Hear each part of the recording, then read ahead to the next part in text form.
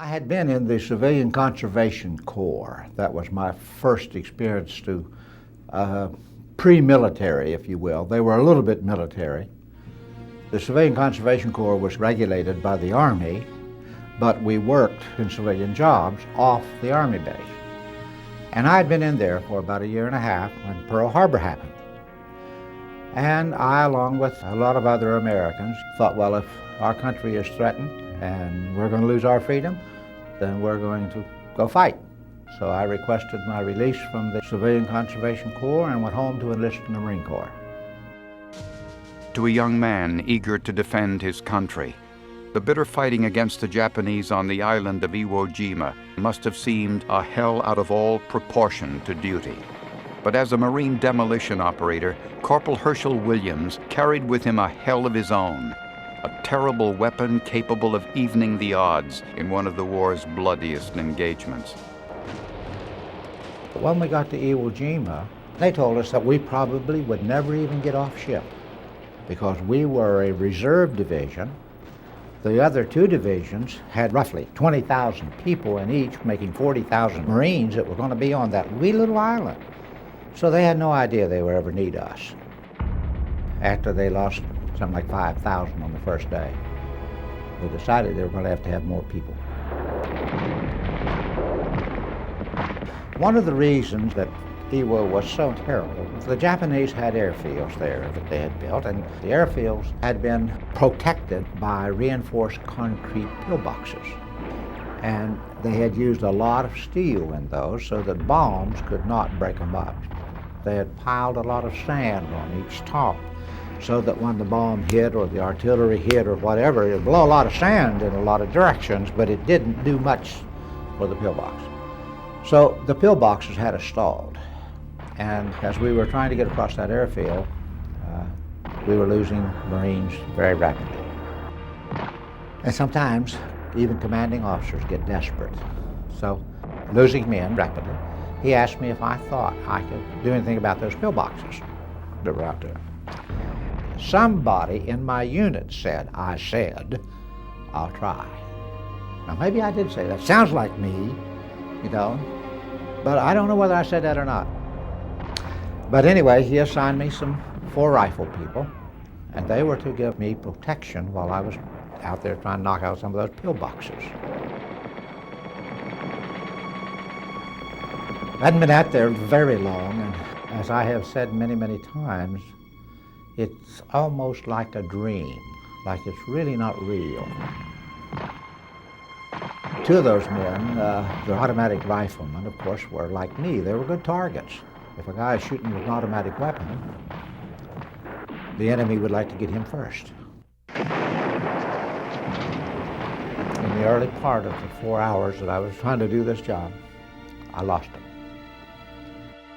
But the other 2 guys, they kept working with me, and one of them particularly, he kept pretty close to me to try to keep the Japanese off of me. And one of those pillboxes I'd been trying to reach, I saw where they had been firing their weapons. They didn't have any smokeless ammunition. Ours wasn't total, but it was better than theirs. So smoke was curling up out of the top of it, and I sort of figured they had a breathing hole up there or something.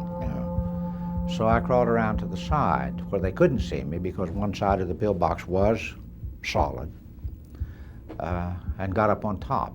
And they had a air vent pipe up there, and it was just the right size that my flamethrower nozzle fit down in it. So I was ready to fire. And they knew that, I guess, because they came charging out of that pillbox. I don't know, 4 or 5 of them, I don't know. A bunch anyway, with their weapons and bayonets to get me. And I got them first.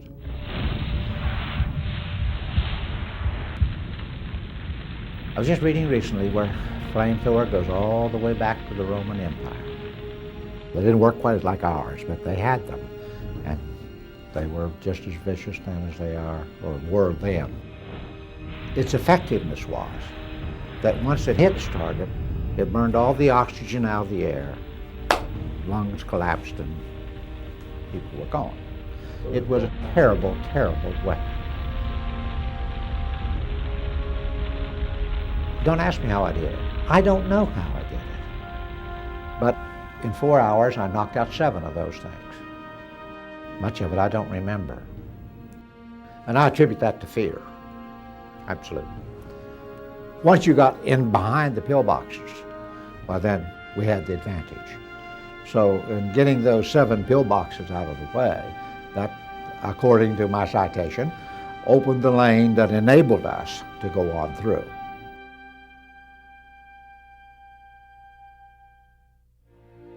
When I received the Medal of Honor, the day after President Truman presented it, I went in the office of the Commandant of the United States Marine Corps.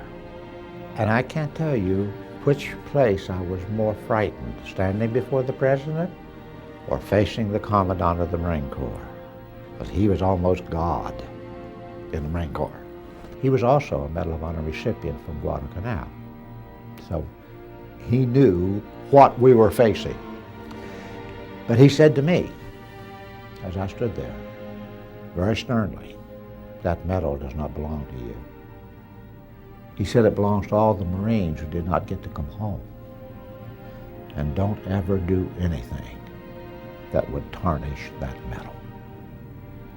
The medal represents what the country has always stood for: sacrifice.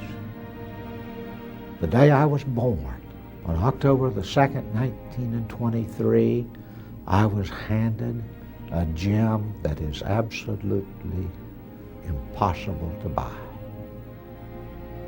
That was my freedom. Can't pay for it. There's not enough money in the world. So this medal, to me, stands for sacrifice, service.